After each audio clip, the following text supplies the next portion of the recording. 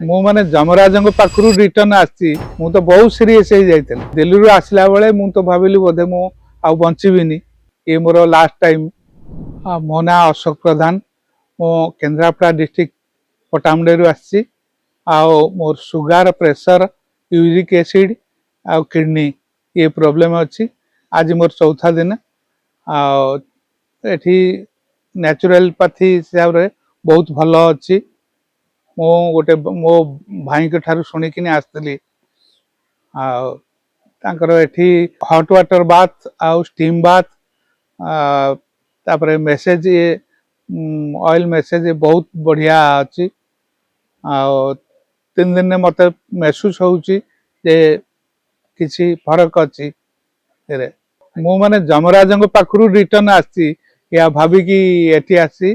ଆଉ ଯମରାଜ ୱାପସ କରିଦେଇଛନ୍ତି, ଯାର ତୋର ଆହୁରି ବଞ୍ଚିବାର ଅଛି, ୱାପସ ଯା। ଆଉ ଏବେ ଟିକେ ଆଗ ଅପେକ୍ଷା ବହୁତ ଭଲ ଫିଲ୍ ହେଉଛି।